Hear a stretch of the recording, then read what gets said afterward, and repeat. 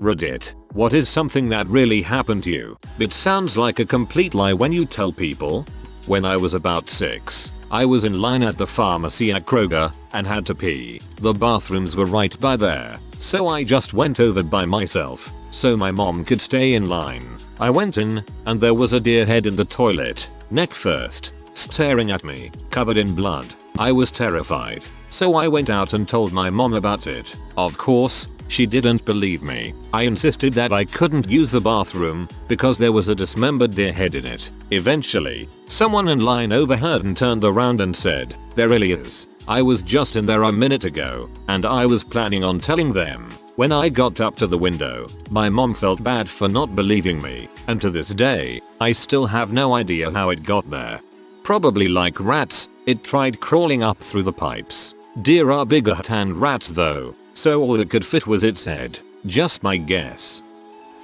My dad decided to keep food in our tent during my first ever camping trip when I was 3 years old. A bear and 2 cubs circled the tent for an hour. My dad and I were waiting to see what it would do. When the mama started to nudge the cooler, it kept hitting my mother in the head. My mom was asleep. The bear moved around a little and nudged her in the head without the cooler. My mom screamed, "Not now, Michael," and punched her in the nose. The bear ran off. We found out the next morning it raided an RV down the creek. Summary: my mom fought an adult bear in her sleep and won. I'm a EMT student. I had a mother run out of her house and hand me her dead baby. She collapsed and begged me to save her child. The kid was long gone, but I worked a code on that kid so she wouldn't feel like I hadn't tried. I stood there doing compressions and she had this look of hope. I knew that the kid wasn't coming back, but I sat there acting like it was going to help. I didn't want to do it, but I didn't want her to remember me as the man who let her baby die. It was pretty rough. When my son died, they did the same. It truly does help feeling like someone is doing their best to bring your child back. I knew my son was long gone as well, but letting go of the hope your child might live is a hard thing to do at those moments. Thanks for doing what you did. I promise, it helped.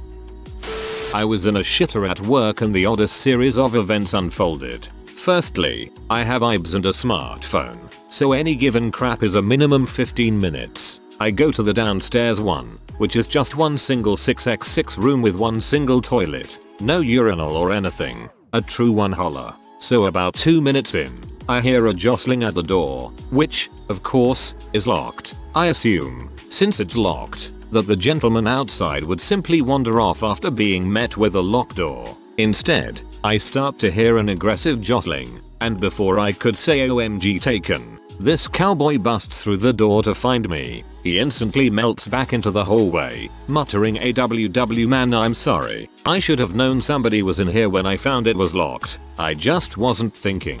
So he goes away. I continue to spray crap, still in a little bit of shock, but no worse for the wear. 5 minutes later, I hear footsteps getting louder, and right about the time I figure out that the cowboy didn't lock the door, this 8-year-old fat kid busts in on me. He just stands there. Good solid 10 seconds of eye contact. In the nicest voice I can muster, I say, "Hey there fella, I'll be done shortly if you wanna just go wait," motioning with my head towards the outside of the restroom. He half acknowledges what I said and then continues to stand there, just kinda looking around the room waiting for me not to get done. I could tell his intentions were to not disturb me, even though he wouldn't leave the 36 square featuring restroom that I was crapping in. So I decide to play it like I would with a stray dog. I'm going to scare him off, but for all the right reasons. So I eject the rest of my IBS, and it makes a sound that frankly no man should ever hear.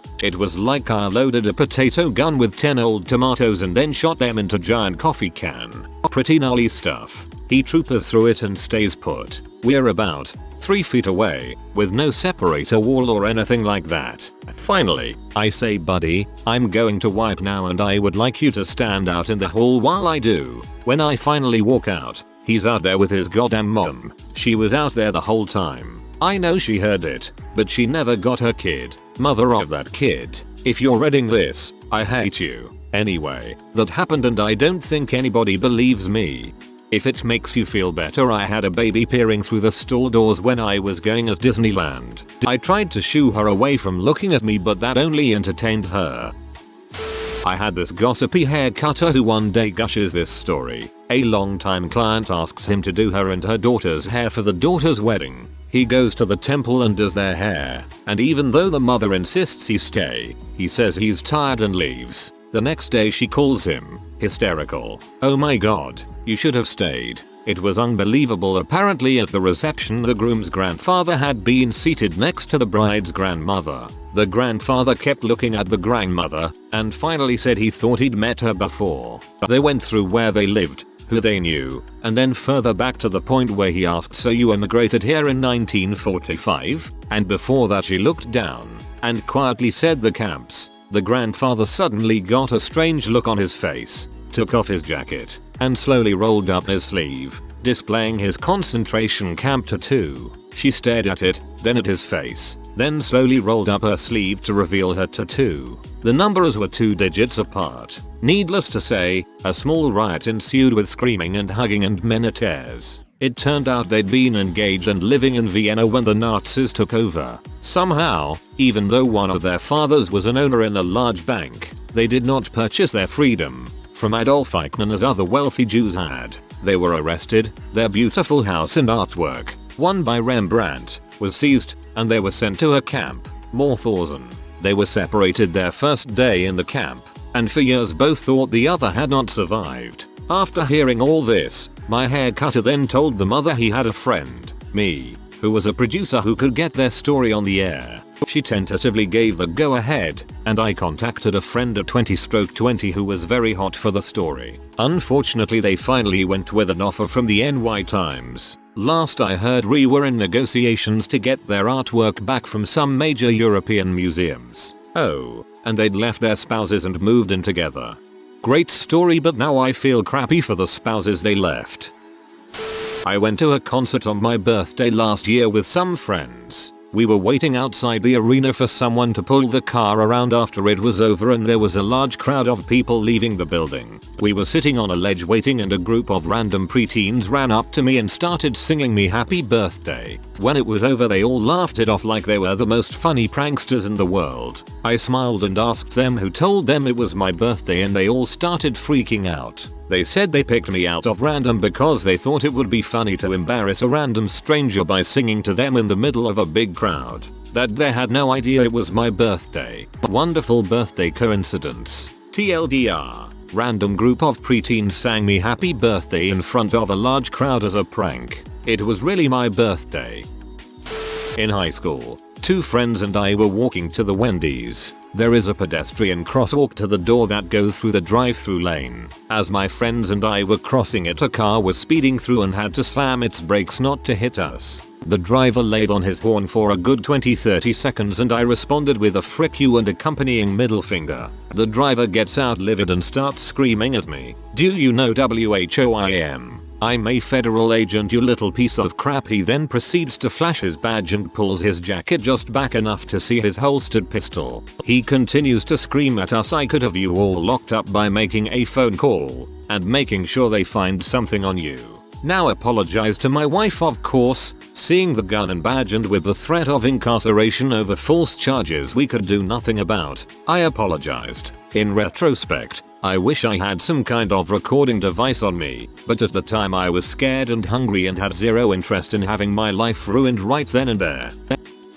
Just 3 years ago I lost the ability to see, speak, eat without choking, use of both arms, control of my bladder bowels, ability to think clearly and coherently and walk without the use of a walker or cane. I was close to vegetable-like. Today, I can do all these things once again. The only lasting malady is that I walk with a hardly noticeable limp when I get tired. TLDR. Lost nearly everything. Worked hard and got most of it back. Mrs. B. Perhaps my words were misleading.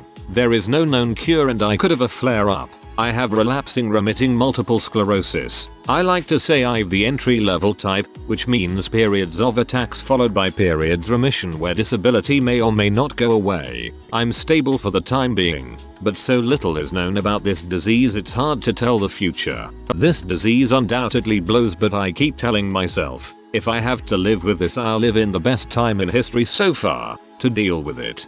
Stay strong, man, you're kicking butt. I was stopped at a light in the left turn lane, with 3 straight through lanes to my right. The Ecto 1 pulls up to the light in the farthest lane from me. I'm thinking nice. That's pretty BA. Barely 5 seconds later, the DeLorean time machine pulls up next to the Ecto 1 and starts revving its engine. They both start revving, and when the light turns green they both take off and race each other. It happened way too fast for the camera app on my phone to open in time. What you missed was the Batmobile in the 3rd lane. Smoke them all. Source: I was driving the Munster coach across the Rainbow Bridge above them. I was on the L in Chicago after a long day of work. My sister kept annoyingly texting me while I was trying to study, so instead of putting my phone in my pocket after I sent my text, I set it in my lap. Immediately at the next stop, a guy in a hoodie lunges across the train, grabs my phone and bolts out the door. Not thinking, I stand up and scream no, throw my backpack and book down and run off the train after him, in rain boots. I chased the guy for a whole block and I started to look around me. I was surrounded by broken down apartments and the creepiest park I've ever seen. I start slowing down, while still yelling. All of a sudden 3 huge men run up to me asking which way he went. I point and they start running. At this time I notice the conductor had heard my screams and had stopped the train for me. So I keep standing in the middle of this neighborhood, the train the only thing keeping me from being completely deserted in this horrible neighborhood. All of a sudden one of the men comes back and holds up my phone. He just smiles and says, "Is this your phone?"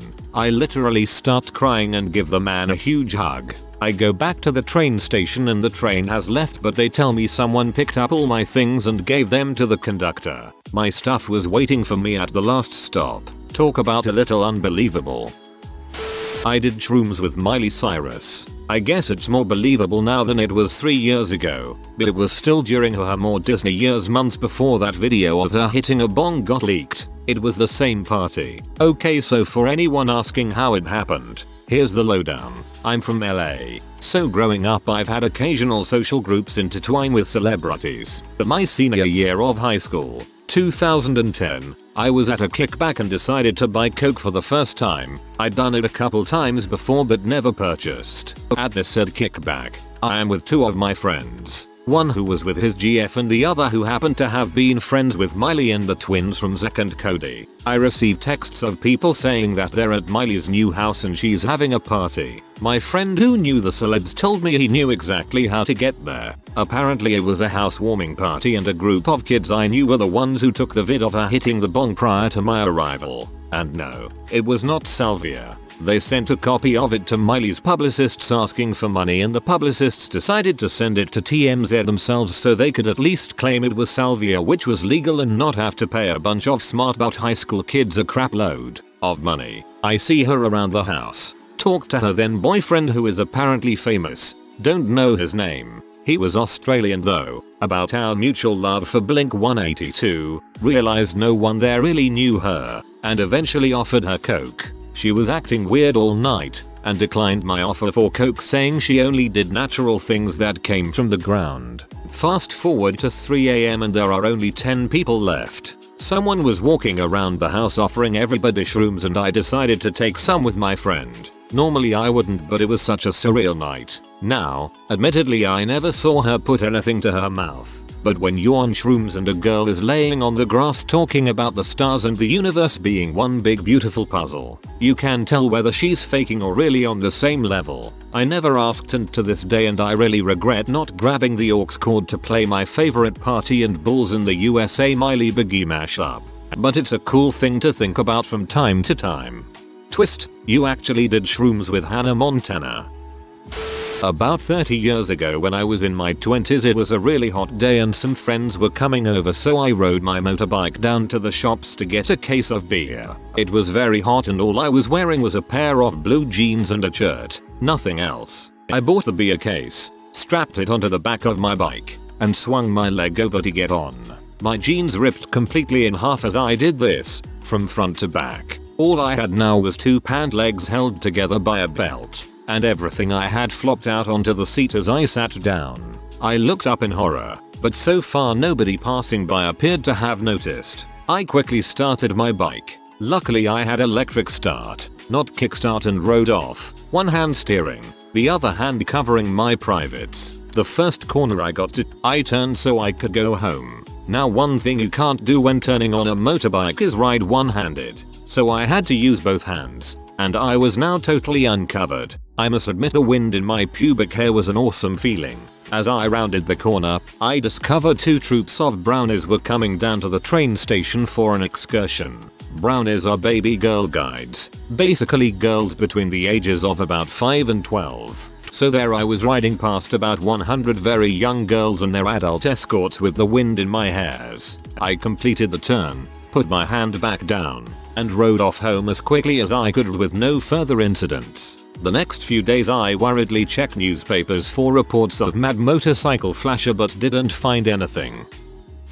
In Las Vegas for New Year's Eve 2012 and drunk and high as crap. It's close to 1130 PM and people start filling into the streets. My friends and I are smack dab in the middle of it all, right by the replica Eiffel Tower. Dunno street names. And probably around 11:45 I start drunkenly singing Don't Stop Believing as loud as I can, admittedly, hoping what happens next would actually happen. Quickly my friends join in on the little by little the people around us. Everyone around us singing now. I get all the way through the 3rd verse and stop.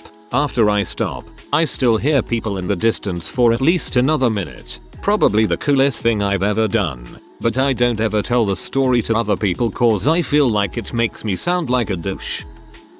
I was recruited by a cult when I was 17. A very charismatic spiritual leader seduced me into giving him physical favors in exchange for knowledge of the universe. I was heavily pagan at the time, not to mention frisky as all heck, and an attractive male coven leader was all I'd ever wanted. When he tried to turn me against my friends and family, though, I started to see just how fricked up it all was. It took me another year to fully break free, though, because he had told me for so long that no one would ever believe me if I went public. TLDR. I have PTSD now.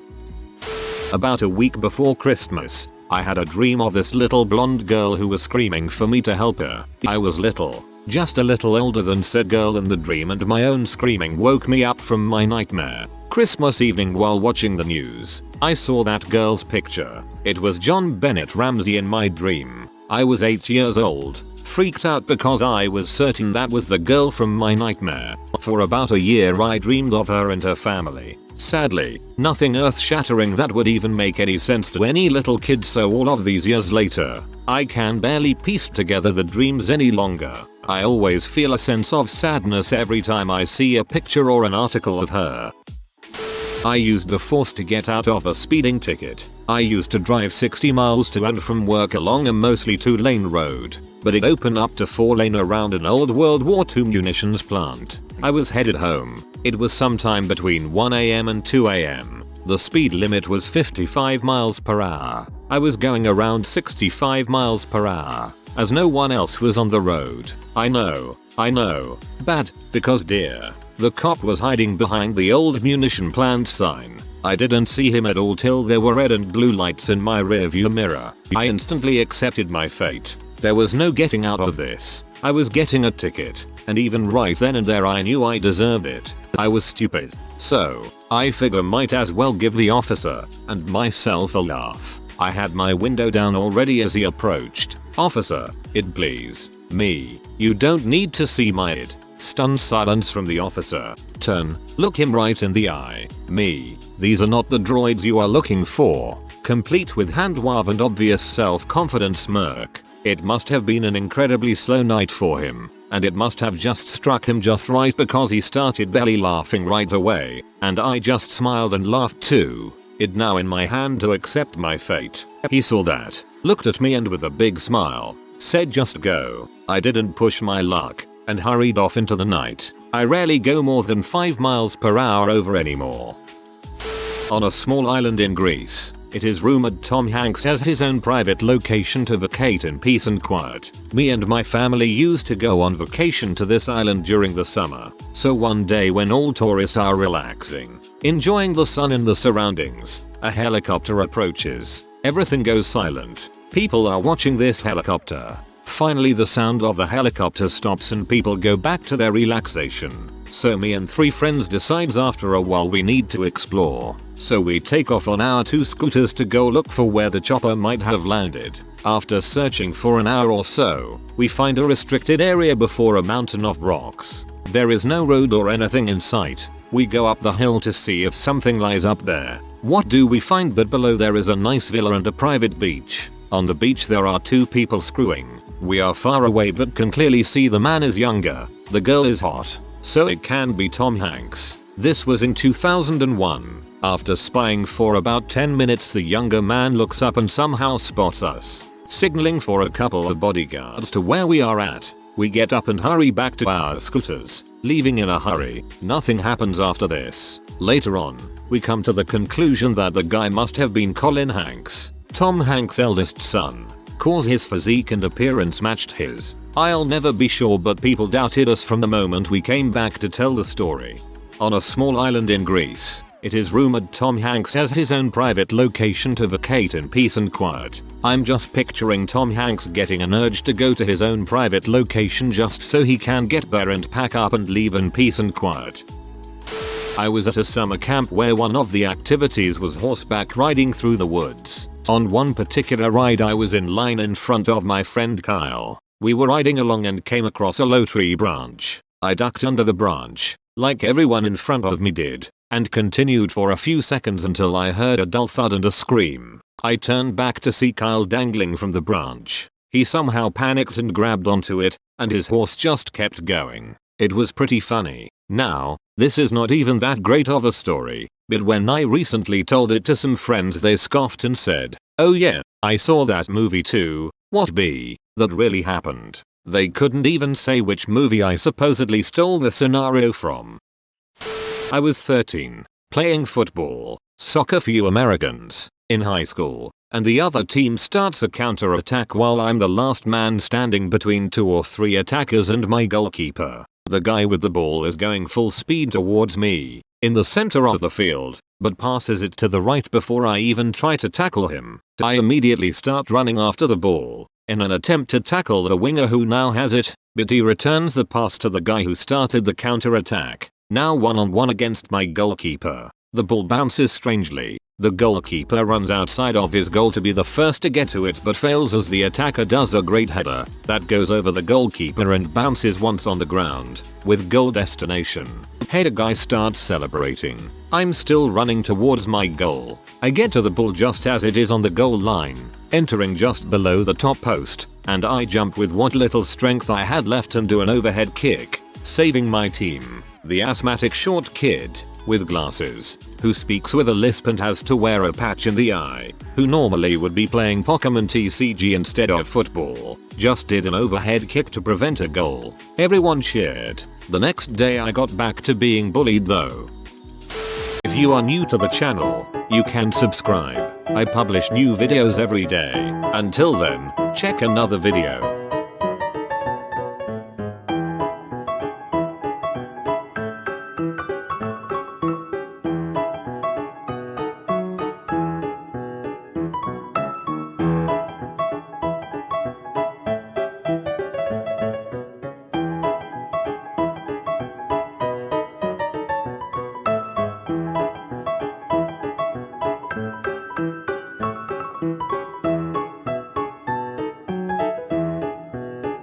Bye for now.